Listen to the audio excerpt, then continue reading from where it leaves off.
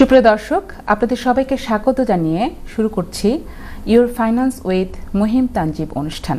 আপনাদের সাথে আছি আমি ফরিদা ইয়াসমিন।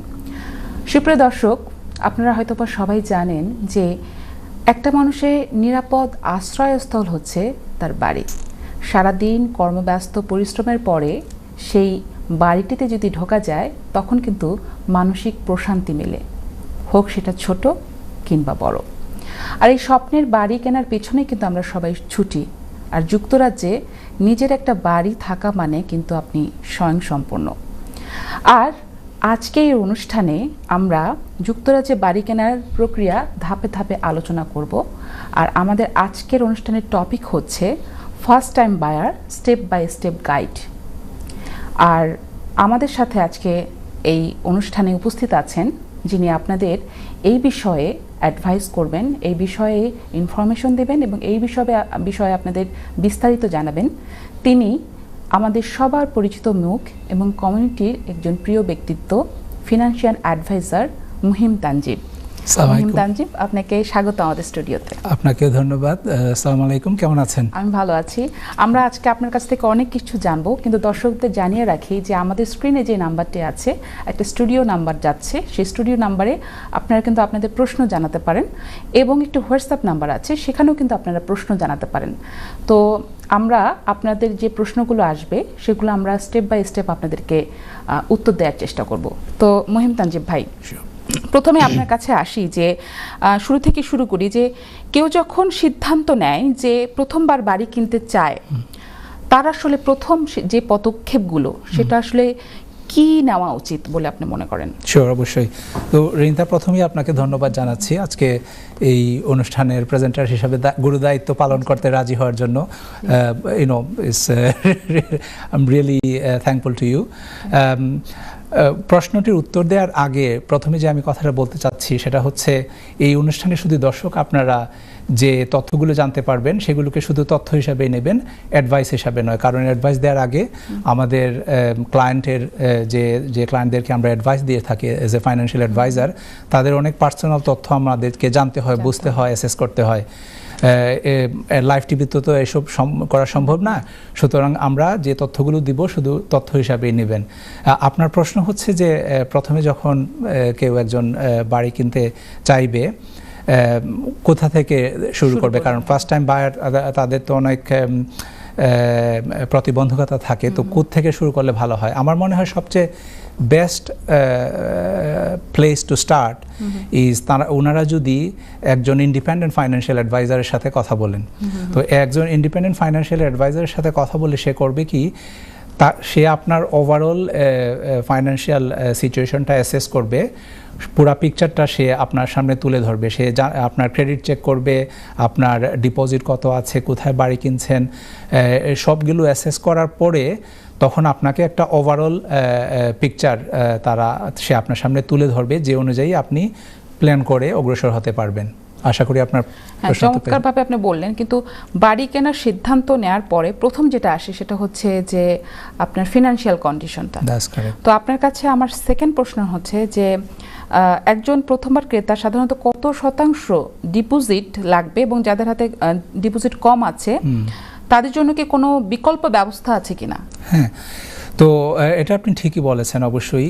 তো ওইরকম যেরকম আমি বলছিলাম যে যখন একজন ফার্স্ট টাইম বায়ার হিসাবে সে যখন একজন ইন্ডিপেন্ডেন্ট ফাইন্যান্সিয়াল অ্যাডভাইজারের সাথে কথা বলবে, সে তার ওভারঅল ফাইন্যান্সিয়াল সিচুয়েশনটা বিশ্লেষণ করে একটা রাইট অ্যাডভাইস দেবে যে কিভাবে অগ্রসর হলে ভালো হবে। নাও ডিপোজিটের ব্যাপারটা হচ্ছে অবশ্যই ফার্স্ট টাইম বায়ারদের জন্য আমরা অনেকেই হয়তো জানেন আপনারা যে 5% ডিপোজিট দেওয়ার একটা সুবিধা আছে।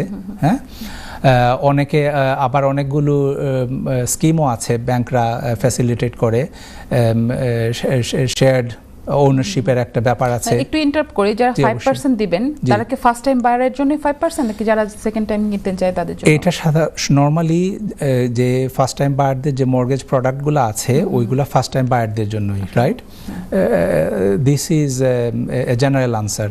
বাট এরকম কিছু প্রোডাক্টও আছে যারা হোম মুভারদের জন্য 5% budget deposit is also available in a limited type of product.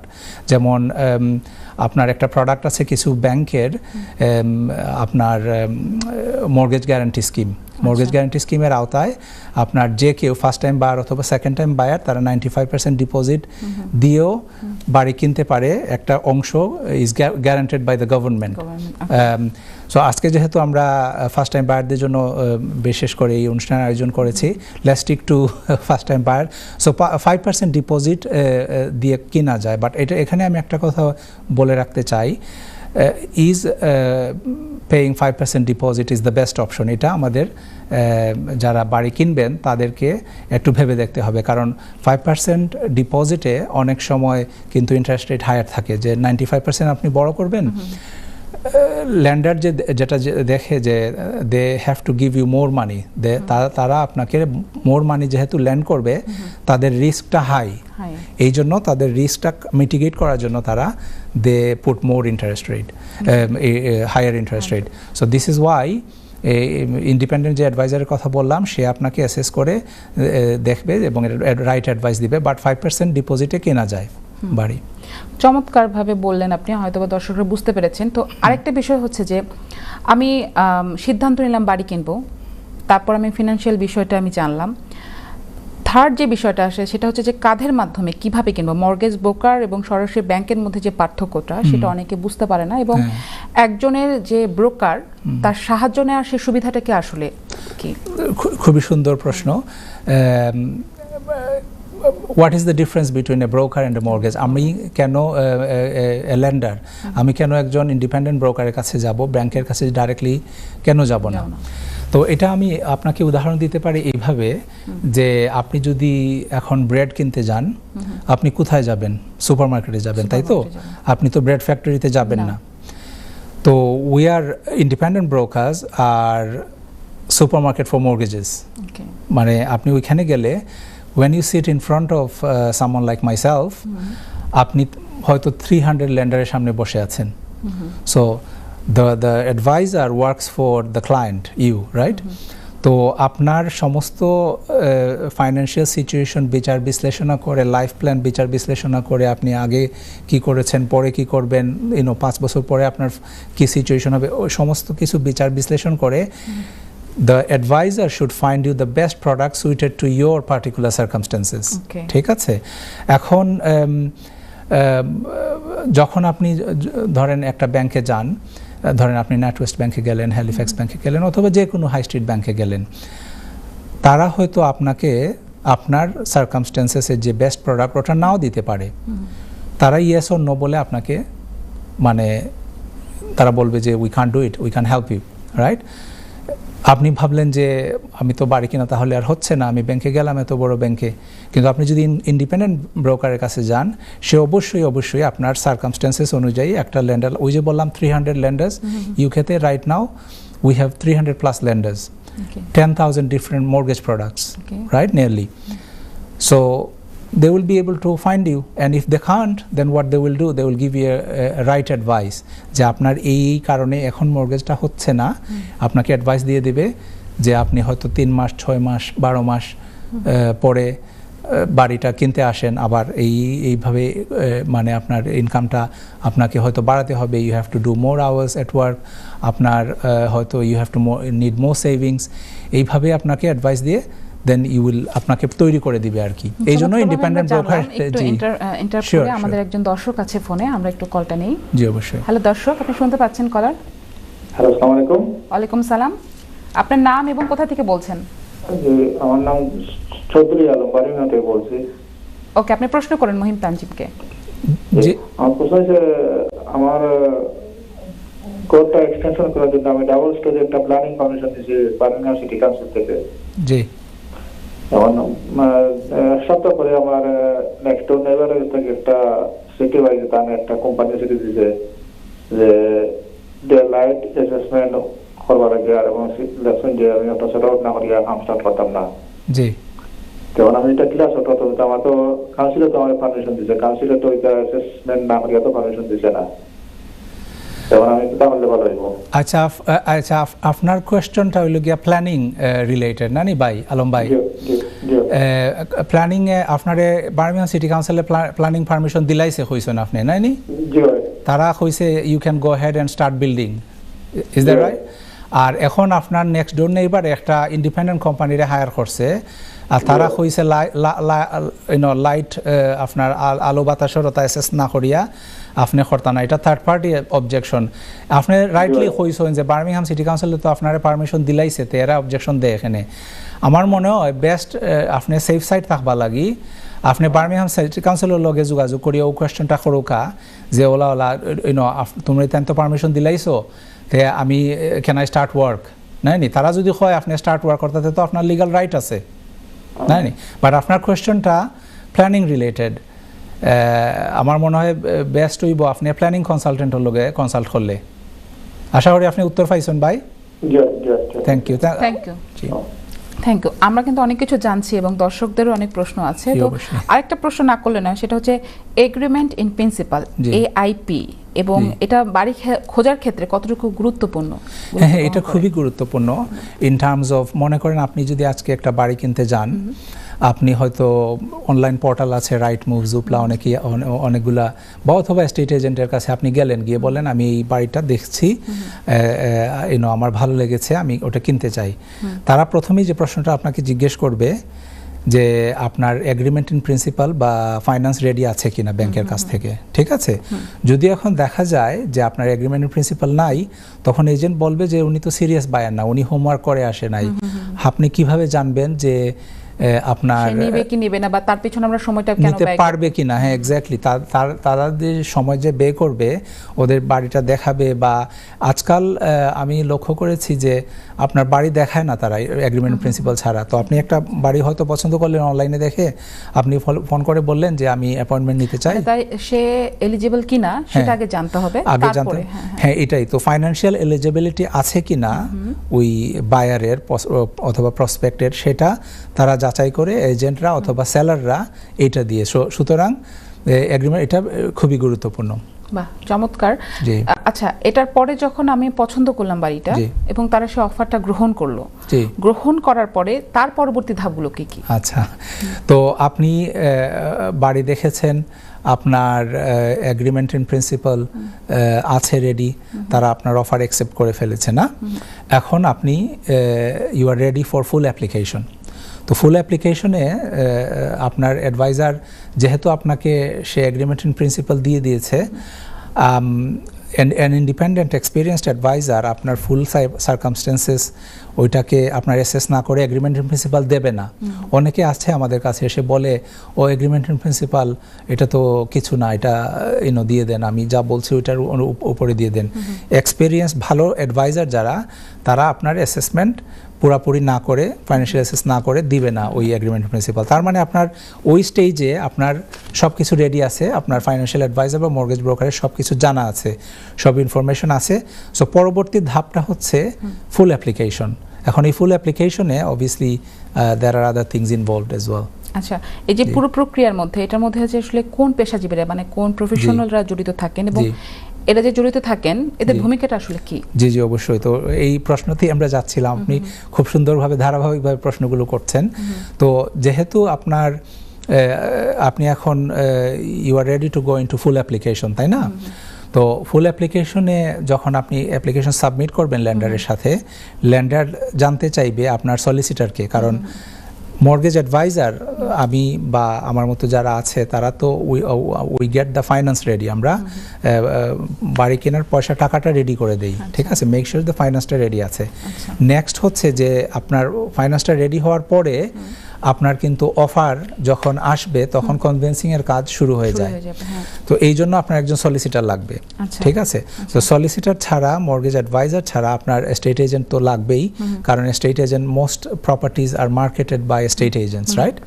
তো এস্টেট এজেন্টরা আপনার প্রপার্টি মার্কেট করে, তারা যোগাযোগ করে সব buyer, seller, solicitors, to keep everyone together. এছাড়া যে প্রফেশন আরেকজন আছে, সার্ভেয়ার। সার্ভেয়ার যে সার্ভে করে, যে আপনার বাড়িতে যাবে, যখন আপনি অ্যাপ্লিকেশনটা সাবমিট করবেন তখন bank normally they go to an independent surveyor. তো ইন্ডিপেন্ডেন্ট সার্ভেয়ারকে তারা পাঠাবে বাড়ি দেখার জন্য। সামটাইম তারা ফিজিক্যালি যায়, আবার অনেক সময় তারা আপনার ডেস্কটপ সার্ভেও করে ফেলে আজকাল। They have enough information. চমৎকারভাবে আপনি বললেন, ধারাবাহিকভাবে আপনি বলছেন যারা দর্শকরা আপনারা দেখছেন তারা আসলে যারা ফার্স্ট টাইম বায়ার তারা কিন্তু এটা জেনে আপনার উপকৃত হবেন যে এবং একটা ইনফরমেশন পাবেন যে কিভাবে আপনারা স্টেপ বাই স্টেপ আগাতে পারেন। তো সবকিছু হলো, বাড়ি পছন্দ হলো, আমরা কিভাবে আগাবো সেটাও হলো, কিন্তু ফিনান্সিয়াল যে বিষয়টা থাকে যে মর্গেজ যদি একটা মানুষ পেতে চায় তাহলে তার কি কি ডকুমেন্ট লাগবে অবশ্যই, এবং এই ডকুমেন্টের সাথে কি কি মানে প্রসেস তাকে ফলো করতে হবে? জি জি অবশ্যই। তো আপনার যখন একজন লোক ইন্ডিপেন্ডেন্ট ব্রোকার হিসেবে যখন আমাদের কাছে আসে, তার অবশ্যই প্রুফ অফ আইডি লাগবে। তো কপি অফ দেয়ার পাসপোর্ট অথবা ড্রাইভিং লাইসেন্স অথবা দুইটাই, এবং কারোর যদি ধরেন ইমিগ্রেশন স্ট্যাটাস যে ডকুমেন্ট ওটাও লাগতে পারে, ঠিক আছে? তো দিস ইজ নাম্বার ওয়ান। পরবর্তী যে বিষয়টা হচ্ছে সেটা হচ্ছে প্রুফ অফ ইনকাম। এখন পে স্লিপ লাগতে পারে যদি সে এমপ্লয়েড হয়। কতদিনের পে স্লিপ? নর্মালি ব্যাংক চাইবে 3 মান্থসের pay slip. Having said that, কোনো ব্যাংক 1 মাসের পে স্লিপেও হ্যাপি, আবার কোনো ব্যাংক এমনও আছে আমরা দেখছি যে 1 মাসের পে স্লিপও চাচ্ছে না, এরকমও আছে কিন্তু উদাহরণ বিভিন্ন ক্ষেত্রভেদে। যেমন কিছুদিন আগে আমি একজন টিচারকে হেল্প করেছি মর্গেজ পাওয়ার জন্য। উনি, এটা ছিল সেপ্টেম্বরের আগে লাস্ট ইয়ার, ওনার কন্ট্রাক্টটা আছে, ওনার অ্যাপয়েন্টমেন্ট লেটার আছে, কিন্তু উনি কাজ শুরু করে নাই। আচ্ছা, ঠিক আছে, ব্যাংক মর্গেজ দিয়ে দিছে। সো মানে উনি ওনার জবটা শুরুই করেনি। হ্যাঁ, because she was a teacher, তারা they took a view that they can land safely. আচ্ছা, আরেকটা বিষয় জানতে চাচ্ছি, এই প্রশ্নের ভিতরের প্রশ্ন, সেটা হচ্ছে যে আমরা যে ইনকামটা দেখবো সেই ইনকামটা কি কোনো বাউন্ডারি আছে যে এত ইনকাম হতে হবে ইয়ারলি, বা ইয়ারলি কন্ট্রাক্ট থাকতে হবে? অনেকে তো আওয়ারলি কন্ট্রাক্টেও কাজ করে, তো তাদের যে ইনকামটার কোনো রেশিও আছে যে এই রেশিওটা না হলে আসলে মর্গেজ পাওয়া সম্ভব? এরকম ছিল আগে, বাট তারা এখন হিসাবটা একটু কমপ্লিকেটেড করে ফেলছে। নাও পে স্লিপের কথাটা যেটা বলছিলাম, আপনার এই প্রশ্নের আসলে কানেক্টেড, যে 3 মাসের পে স্লিপ আমি বললাম ওইটা সাধারণ এমপ্লয়িদের জন্য, রাইট? এখন কোনো সময় তারা 6 মাসের চাইতে পারে, কোনো সময় 12 মাসের চাইতে পারে। এখন কোন সময় 12 মাসের চাইবে? কেউ যদি 0 আওয়ার কন্ট্রাক্টে থাকে তখন তাদের 12 মাসের পে স্লিপ চাইবে। তারা যদি ধরেন 6 মান্থস পে স্লিপে হ্যাপি না হয়, কোনো এমপ্লয়মেন্ট আছে না, অনেক সময় দেখা যায় যে রেপুটেবল এমপ্লয়ার না বা এরকম, তারা চাইতে পারে। তো ওইটা আপনি এক্সট্রা পে স্লিপ দিতে, মানে you have to be prepared যে আমি 3 মাসের পে স্লিপ নিয়ে গেলাম, মর্গেজ দিয়ে দেবে, এরকম না।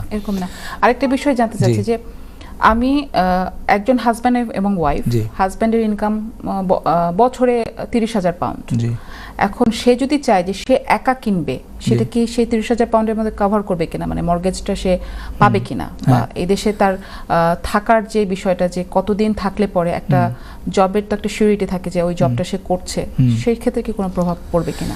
হ্যাঁ, তো ওই যে হাজব্যান্ড ওয়াইফের কম্বাইন্ড ইনকামটাও এখানে কোনো? হ্যাঁ, কম্বাইন্ড ইনকামই হতে হবে, কারণ মানে আপনি যেহেতু কাপল হিসাবে বললেন যে হাজব্যান্ড ওয়াইফের ইনকাম, মোস্ট ইউকে ল্যান্ডার্স, ব্যাংকরা যদি কাপল থাকে, ম্যারিড থাকে, অথবা civil partner or what ever, তারা যদি কাপল থাকে তারা কিন্তু চায় যে তারা জয়েন্ট অ্যাপ্লিকেশন করুক। একজনের, অনেক ল্যান্ডার আছে যে একজন অ্যাপ্লিকেন্ট হিসাবে ওরা অ্যাকসেপ্ট করবে না, সে বলবে যে তোমার ওয়াইফ অথবা তোমার হাজব্যান্ডকে অ্যাপ্লিকেশনে নিয়ে আসো, জয়েন্টলি অ্যাপ্লিকেশন করো, কারণ ওইটার অনেক লিগাল বাধ্যবাধকতা আছে তাদের, এই জন্য তারা এটা অ্যালাউ করে না। কোনো ব্যাংক অ্যালাউ করে না। এখন যদি আপনার হাজব্যান্ড ওয়াইফ দুজনেই এমপ্লয়েড, দুজনের ইনকাম ইউজ করা যাবে অ্যাফোর্ডেবিলিটির জন্য, to assess how much they can বড়ো।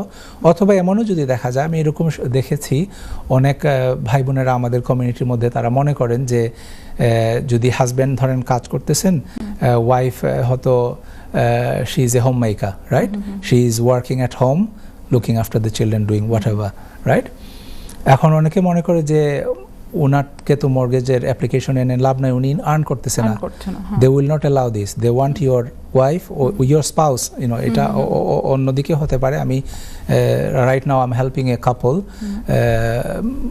Wife is working at a school, husband is a home maker, right?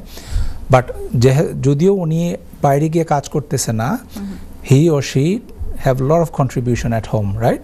So ব্যাংকটা এটা মূল্যায়ন করে এবং ব্যাংক চায় যে, বা এটার অন্যান্য লিগ্যাল দিকও আছে কেন তারা চায়, কিন্তু তারা চাইবে যে দুজনই অ্যাপ্লিকেশনে থাকুক। আরেকটা ব্যাপার আমি অবশ্যই মেনশন করতে চাই, যেহেতু আমরা পে স্লিপের কথা বলছি, প্রুফ অফ ইনকামের কথা বলছি, অনেকেই মনে করেন আমাদের কমিউনিটিতে যে বেনিফিট ইনকামটা হয়তো ইউজ করা যায় না মর্গেজ অ্যাপ্লিকেশনে।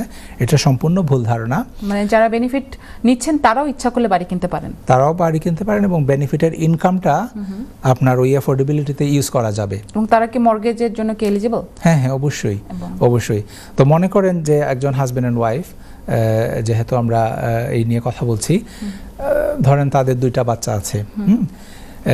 হাজব্যান্ড উনি বাইরে কাজ করেন, ওয়াইফ ফ্যামিলি লুক আফটার করেন, তাদের চাইল্ড বেনিফিট আছে, তাদের হয়তো ওয়ার্কিং ট্যাক্স ক্রেডিট আছে, তাদের হয়তো অন্যান্য টাইপ বেনিফিট আছে। ওই যে বেনিফিটগুলা ওইটাও কিন্তু আপনার এই যে মর্গেজ অ্যাফোর্ডেবিলিটির জন্য অ্যাড হবে। ধরেন হাজব্যান্ড আর্ন করতেছেন 20,000, একটা কথা দিয়ে বললাম, এইভাবে বেনিফিট ইনকাম আরও হয়ে যায় তা ওনাদের 10,000 পাউন্ডের মতো বছরে। হ্যাঁ, তাদের অ্যাফোর্ডেবিলিটির জন্য পুরা 30,000ই ব্যাংক, অনেক ব্যাংকে আছে। দর্শকদের এটা কিন্তু আসলে চমৎকার একটা তথ্য। অনেকে চিন্তা করে বা অনেকে জানে যে যারা হচ্ছে এখানে বেনিফিট নিচ্ছেন তারা বাড়ি কেনার জন্য এলিজিবল না, কিন্তু আমরা কিন্তু মহিম তানজিবের কাছে চমৎকার তথ্য জানলাম যে তারাও কিন্তু বাড়ি কিনতে পারবেন তাদের ফিনান্সিয়াল কন্ডিশনের উপর, তাই তো? বিষয়টা তো এরকমই। অবশ্যই। এবং এটার সাথে একটা রিলেটেড প্রশ্ন আপনাকে করতে চাই, সেটা হচ্ছে যে এই বাড়ি কেনার ক্ষেত্রে কারণ অনেক সময় তো এই যে আপনার মর্গেজটা দিতে হয় অনেক বছর ধরে, তো এক্ষেত্রে কি বয়সের কোনো বাইন্ডিংস আছে কিনা? হ্যাঁ, বয়সের বাইন্ডিং আছে। আগে আরো রেস্ট্রিক্টেড ছিল, অনেক ব্যাংক আপনার 67 বা 70-র উপরে দিত না, কিন্তু দেখা যাচ্ছে যে আমাদের ইউকেতে এখন আপনার ফার্স্ট টাইম বায়ারদের যে আগে যে এজ ছিল, এই এজটা অনেক বেড়ে গেছে। অনেকে দেখা যায় যে 35, 40, 50ও হয়ে যায়, সে এখনো প্রথম বাড়ি কিনে নাই। এবং নেটিভরাও, ঠিক আছে, যারা ইউকেতে যারা জন্ম হয়েছে বা বড় হয়েছে, অনেকেই দেখবেন তাদের 50 হয়ে গেছে, এখনো বাড়ি কিনে নাই। তো এই জন্য, অথবা মানুষের লাইফ এক্সপেক্টেন্সিও বাড়তেছে, আগে হ্যাঁ, তো ওনারা ব্যাংকরা চিন্তা করে দেখলো তাইলে তো ওটা we have to adjust according to that. এখন দেখা যাচ্ছে যে অনেক ব্যাংক আপনার 85 পর্যন্ত রেসিডেন্সিয়াল মর্গেজ হলে থাকার জন্য 85% পর্যন্ত, 85 ইয়ার্স অফ এজ পর্যন্ত তারা অ্যালাউ করে। তার মানে হচ্ছে বয়সের ক্ষেত্রে অনেকে চিন্তা করে যে আমার বয়স 45 বা 50, আমি কি লং টাইম সেই মর্গেজের জন্য এলিজিবল কিনা, সেটাও কিন্তু আমরা জানতে পারলাম। চমৎকার একটা তথ্য কিন্তু আমরা জানতে পারলাম। তো আমরা মানে এই যে সবগুলো তথ্য আমরা জানলাম যে কিভাবে আমরা এলিজিবল হব, কিভাবে আমাদের আসলে আমরা পে স্লিপের মাধ্যমে পাবো আমাদের মানে ইনকাম টিনকাম সবকিছু আমরা জানলাম। কিন্তু আরেকটা বিষয় জানতে চাই, সেটা হচ্ছে যে এত কিছুর পরে আমি সবকিছু যখন ব্রোকারের কাছে জানলাম, বুঝলাম, তো অনেকে অনেক ভুল করে। তো প্রথমবার বাড়ি কেনার ক্ষেত্রে তাদের আসলে যে ভুলগুলো আসে, সেই ভুলগুলো আসলে কি? আচ্ছা, ভুলগুলোতে যাওয়ার আগে আমি ওই যে ডকুমেন্টেশনের কথাটা আরো অনেক কিছু বলার ছিল, তো ওইটা শেষ করে ফেলি। তো পে স্লিপ আমরা পাস করে আমরা আসবো আমরা একটা বিরতিতে যাব। সুপ্রিয় দর্শক, আপনারা শুনছেন আমাদের অনুষ্ঠান your finance with Mahim Tanjib. আমরা চলে যাচ্ছি একটা বিরতিতে, কোথাও যাবেন না, আমাদের সাথেই থাকুন, ফিরছি একটু পরেই। সুপ্রিয় দর্শক, আপনাদের আবারও স্বাগত জানাচ্ছি your finance with Mahim Tanjib অনুষ্ঠানে। আর আমাদের সাথে কিন্তু আছেন আমাদের ফাইন্যান্সিয়াল অ্যাডভাইজার মহিম তানজিব। কথা হচ্ছিল ফার্স্ট টাইম বায়ার ক্ষেত্রে যারা 5% আসলে ডিপোজিট দিয়ে বাড়ি কিনতে চান, তাদের আসলে অ্যানুয়াল ইনকামটা কত। তো মহিম তানজিব, আপনাকে জিজ্ঞেস করতে চাই, মানে অনেকের প্রশ্ন, যারা দর্শকরা, আমরা অনেক প্রশ্ন পেয়েছি, অনেকে আমাদেরকে স্টুডিওতে ফোন করছেন আমাদের মহিম তানজিবের সাথে কথা বলতে। তো তাদের জন্য বলতে চাই যে আমাদের স্ক্রিনে একটা নাম্বার আছে, দেখবেন হোয়াটসঅ্যাপ নাম্বার, এখানে কিন্তু আপনারা ইচ্ছা করলে তাকে মেসেজ করতে পারেন যে তারা হচ্ছে আপনার যে প্রশ্নটা আছে মনের মধ্যে সেটা আপনি মেসেজ করতে পারেন। আর এছাড়াও আমাদের সাথে সরাসরি কিন্তু যুক্ত হতে পারেন, যে আপনারা যদি আমাদের স্টুডিও নাম্বারে ফোন করতে পারেন তাহলে যুক্ত হতে পারেন, এবং তার পার্সোনাল নাম্বার যেটা, সেটা হোয়াটসঅ্যাপ নাম্বারটা ওখানে আছে, সেখানেও কিন্তু আপনারা তাকে প্রশ্ন করতে পারেন। তো চলে যাচ্ছি আবার মহিম তানজিবের কাছে, যে 5% যে ডিপোজিটটা, এটা অনেকের কনফিউশন যে একটা বাড়ি যদি 300,000 পাউন্ড হয় 2 বেডরুমের বাড়ি, এটা লন্ডন বা লন্ডনের বাইরে কি অবস্থাটা জানি না, এক্ষেত্রে অনেকে মনে করে 5%, আচ্ছা 5% হলে কি ওটা কি দেওয়া খুব সহজ বা কঠিন, এই বিষয়টা আসলে জানতে চাচ্ছি আসলে কি। সুন্দর প্রশ্ন রেনিতা। 5% ডিপোজিটের বিষয়টা আসলে এটা ক্লিয়ার করা দরকার। অনেকেই মনে করেন, যেমন রেনিতা বললেন যে আপনার 5% ডিপোজিট দিলেই তো আমার মর্গেজ হয়ে যাবে, এটা ব্যাপারটা কিন্তু তা না। মনে করেন আপনি 500,000 দিয়ে একটা বাড়ি কিনবেন, এখন 500,000-এর আপনার 5% হচ্ছে 25,000, তাই না? এখন 25,000 যদি আমার ডিপোজিট থাকে, আমাকে কি ব্যাংক 475,000 পাউন্ড দিয়ে দিবে? ব্যাপারটা কিন্তু তো সেরকম না। 475,000 আপনার অ্যাফোর্ডেবিলিটির মধ্যে থাকতে হবে, যে তারা হিসাব করে দেখবে যে আপনার ইনকামটা কত। মনে করেন 475, সাধারণত তারা 80 থেকে 90,000 অথবা 100,000 এরকমও হতে পারে, যে তারা দেখবে আপনার ইনকাম আছে কিনা, ঠিক আছে, এই ইয়ার।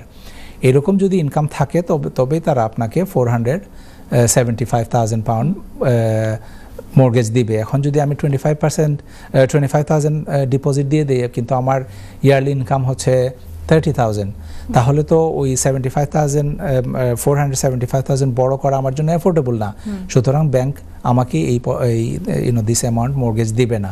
সো অ্যাফোর্ডেবিলিটি ইজ দ্য কি, and this is Y to keep আপনাদের যে যারা বায়ার আছেন তাদের যে আপনার এক্সপেকটেশনটাকে রিয়ালিস্টিক করার জন্য বা রাখার জন্য, this is another important reason why আপনাদের you should speak to an independent adviser,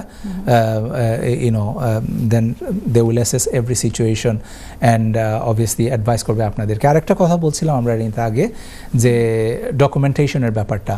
তো পাসপোর্ট এবং পে স্লিপ তো লাগবেই যদি সে এমপ্লয়েড হয়। এখন সেলফ এমপ্লয়েড হলে প্রুফ অফ ইনকামটা কি? ঠিক আছে, সেলফ এমপ্লয়েড হলে প্রুফ অফ ইনকামটা হচ্ছে ওনার ট্যাক্স রিটার্ন। ট্যাক্স ক্যালকুলেশন বলে একটা কথা আছে, যখন আপনি সেলফ এমপ্লয়েড হিসাবে HMRC-তে ট্যাক্স রিটার্ন সাবমিট করেন, আপনাকে একটা tax calculation with overview, tax ক্যালকুলেশনে দেখা যায় যে আপনার ইনকামটা কত আছে, ওভারভিউতে দেখা যায় যে ট্যাক্স পজিশনটা কি, মানে এই ইনকাম অনুযায়ী আপনি ট্যাক্সটা ক্লিয়ার করেছেন কিনা। ল্যান্ডার অ্যাটলিস্ট 2 অথবা 3 ইয়ার্সের চাইবে এই ডকুমেন্টেশনটা যদি সেলফ এমপ্লয়েড হন। না, এখন অনেকেই আছে যে সে বলবে এসে যে আমার তো অনলি সেলফ এমপ্লয়মেন্টের 1 বছর হয়েছে, আমি বিজনেস ওপেন করেছি মাত্র 1 বছর, তো আমার তো 2 বা 3 বছরের নাই। এবং অনেকের ধারণা যে 1 বছরের বিজনেসে থাকলে মনে হয় ওনার মর্গেজ হবে না, কিন্তু আসল ব্যাপারটা হচ্ছে যে 1 বছরের ট্যাক্স ক্যালকুলেশন উইথ ওভারভিউ দিয়েও কিন্তু ল্যান্ডার আছে যে মর্গেজ আপনাকে দিবে। আমাদের ওই অনুষ্ঠান তো ইনফর্ম করার জন্য আমাদের দর্শকদেরকে, এবং অনেক ভুল ধারণা আছে, মিথ আছে, মিসকনসেপশন আছে, এগুলোকে ভাঙানোর জন্য। তো আশা করি এই 2টা ইনফরমেশন ওনাদের কাজে লাগবে, কারণ আমি অনেক সময় ফোন কল পাই আমার যারা ক্লায়েন্ট আছেন বা প্রসপেক্ট আছেন তাদের কাছ থেকে, যে আমি তো অনলি 1 বছর হয়ে গেছে আমার হয়েছে, আমি তো মনে হয় এখন বাড়ি কিনতে পারবো না, do I have to wait another year? The answer is no, you don't have to. আপনার যদি পুরা 1 বছরের ট্রেডিং হিস্ট্রি থাকে, আপনি বাড়ি কিনতে পারছেন। এখানে আরেকটা কথা বলার আছে যে কারো যদি 1 বছর কমপ্লিট হয় না, আমরা একটু ইন্টারাপ্ট করছি আপনার কথা, আমাদের একটা কল এসেছে, আমরা একটু কলটা ধরি। হ্যালো, আসসালামু আলাইকুম। আসসালামু আলাইকুম। আপনি শুনতে পাচ্ছেন? আপনার নাম এবং আপনি কোথা থেকে বলছেন? জি, আমি মহিম ভাই বললাম, ইনপুট থেকে। আচ্ছা, আপনি প্রশ্ন করুন মহিম তানজিব। জি, আসসালামু আলাইকুম। আসসালামু আলাইকুম। জি, আপনার প্রশ্নটা করো ভাই। জি, থ্যাংক ইউ। আমার প্রশ্নটা হইল, যারা পেনশন আছে, জি, মানে হইল পেনশনার আছে, জি, এরা মানে মোটামুটি, আমার প্রশ্ন হইল পেনশনার যারা আছে, জি, এরা আমার পানি দেশের কিতা করতাম, দেশের অবস্থা তো ভালো নয়, দেশের জায়গা করে দিচ্ছা দেখা আইন বললো ভালোই বলুন। গড় এটা লইতা কি তা আপনি চিন্তা করছেন বাড়া দিবার লাগি না নিজে থাকবা লাগি? না না, আমার তো যে পানি আগে বাড়ার মানে যারা তো সরকারে দেয় পয়সা, রেন্টেন সরকারে দেয় আর কি। এখন আমি ওই যে তুলি যেটা এখন তো সময়ছে সরকারে আর কি, চিন্তা করলাম আর কি, যে চিন্তা করতাম দেশের অবস্থা তো ভালো নাই। জি, আচ্ছা, এখন আপনার যদি প্রশ্নটা আপনার বুঝিয়া থাকি, আপনি মানে পয়সা ম্যানেজ করিয়া নাইনি, আপনি চাইরা গড় কিনতা নাইনি, ই গড় আপনি কি তা নিজে থাকুননি না আপনি এটা বাড়াটিয়ারে বাড়া দিবা? না আমি বাড়ি থাকবো আপনি বাড়ি থাকুন, বুঝছি আমি এখন আপনার প্রশ্ন, ঠিক আছে। না আমি থাকি না থাকবো কি আচ্ছা থাকবা, আপনি থাকুন না বা থাকবার ইচ্ছা আর কি, থাকবা লাগিল ইতা, ঠিক আছে আমি বুঝছি। জয় জয়, ঠিক আছে, আমি আপনার কোয়েশ্চেনের মানে ওভারভিউটা আমি বুঝছি, ইনশাআল্লাহ আমি আনসার দিবার চেষ্টা করবো। আপনি আরেকটি কলার এসেছে, জি জি শিওর কল নেই। শিওর। কলার, আসসালামু আলাইকুম। আসসালামু আলাইকুম কলার, আপনি শুনতে পাচ্ছেন? জি আসসালামু আলাইকুম। কলটা মনে কেটে গেছে, আমরা যে কলটা আসসালামু আলাইকুম। জি ওয়ালাইকুম সালাম। হ্যালো, আসসালামু আলাইকুম। জি আপনাকে শুনতে পাচ্ছি, আপনার নাম এবং আপনি কোথা থেকে বলছেন বলে প্রশ্ন করুন। হ্যালো ভাই, আমার নাম সুহেল। জি জি সোহেল ভাই, সোহেল ভাই হুনরাম আপনার মাত খোকা। জি জি, আমি জানতাম স্যার আমার একটা গড় আছে আর কি আপনার এই যে টাওয়ার আমলে থেকে আপনার জি বুঝলেন, এই গড়টা আমার ওয়াইফের নামে, বর্তমানে তাই খাম করান আর কি।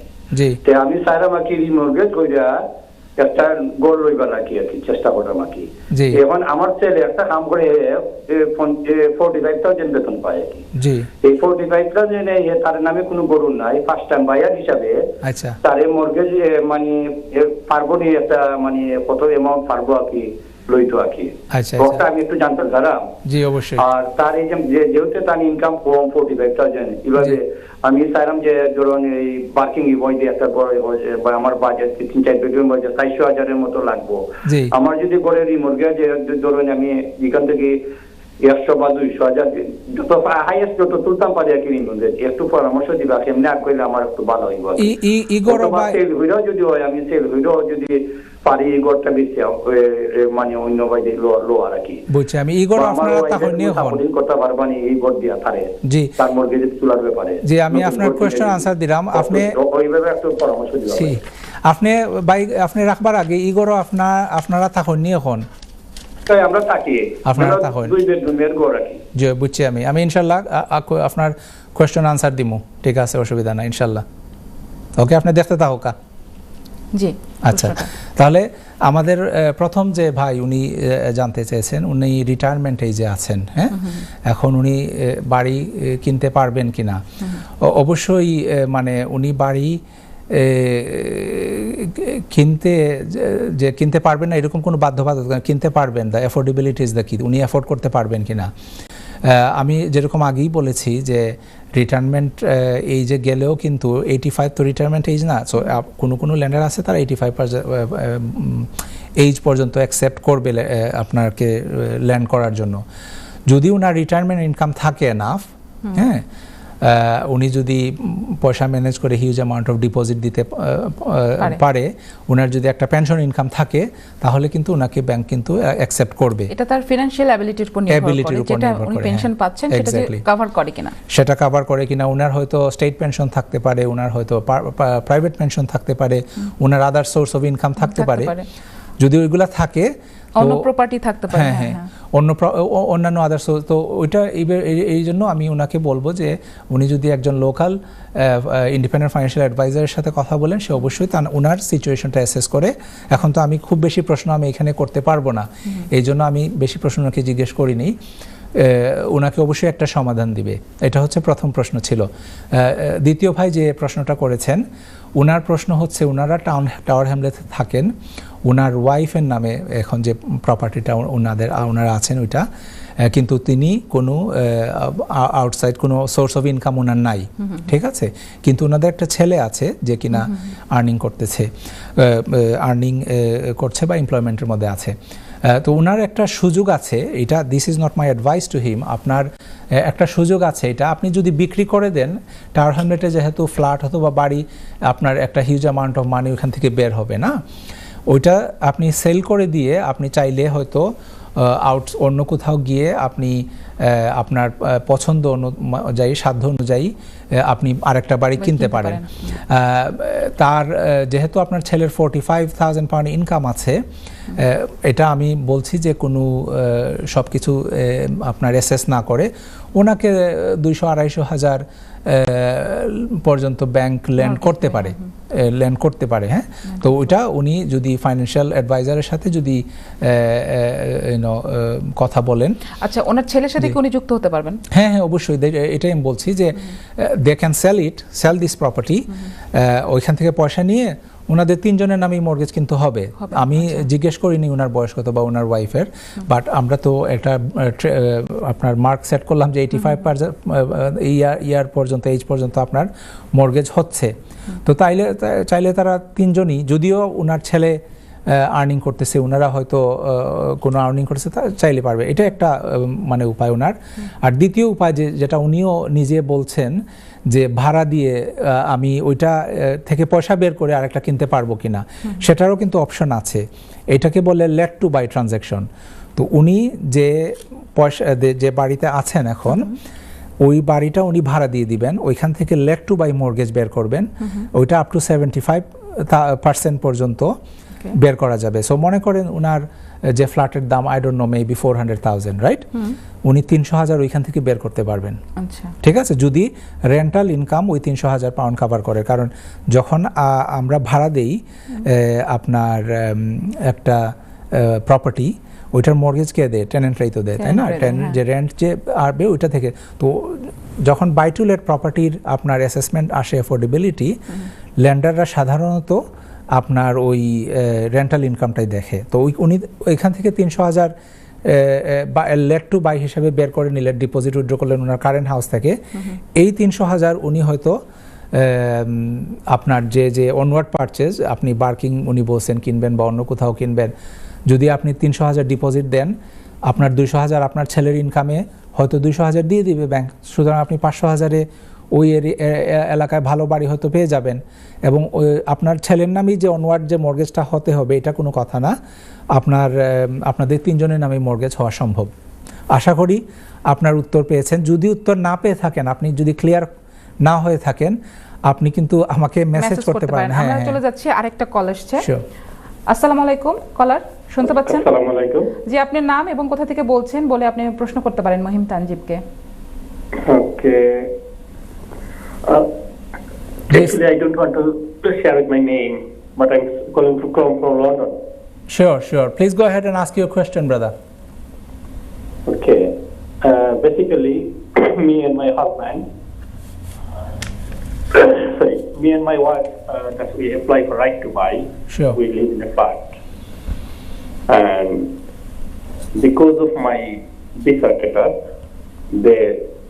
our application is accepted, but because of my visa status, but no public fund, they separated my name. They said just only my wife's name.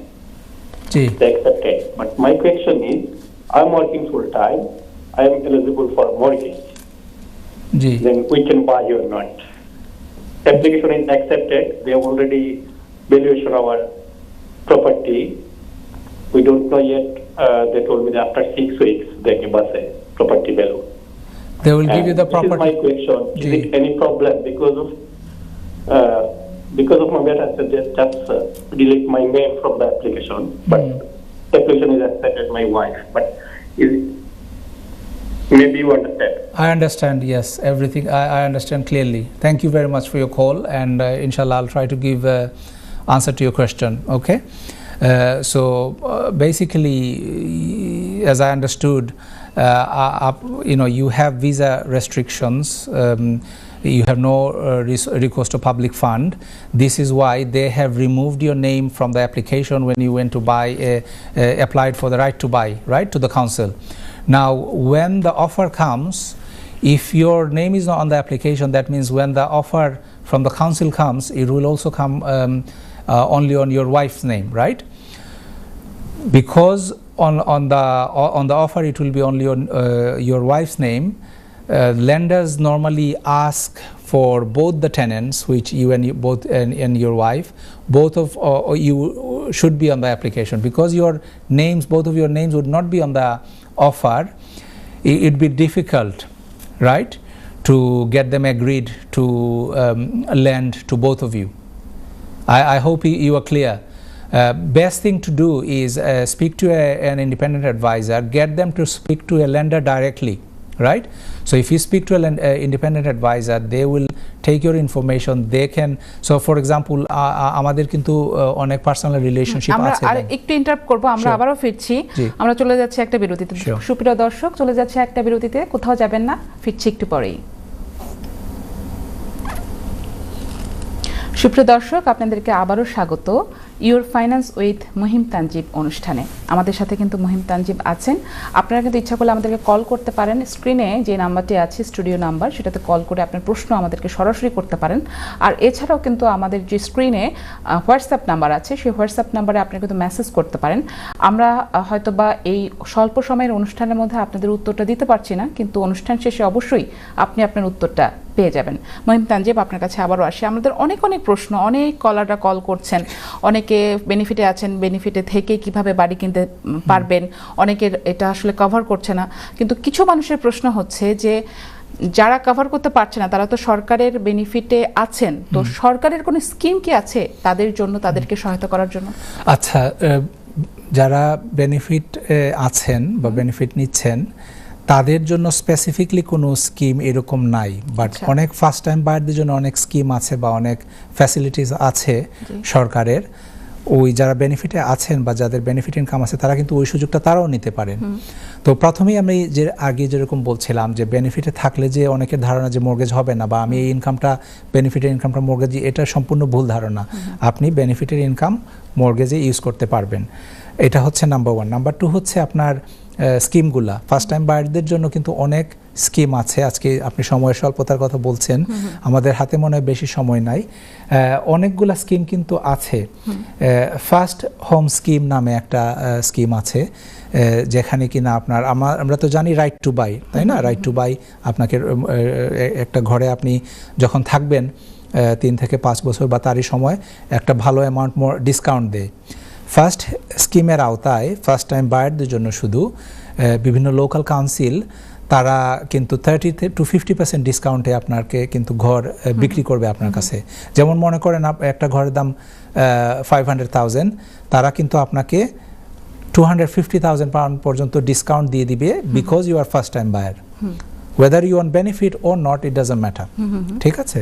আপনি বেনিফিটে থাকেন অথবা না থাকেন, সো এটা একটা ভালো সুযোগ।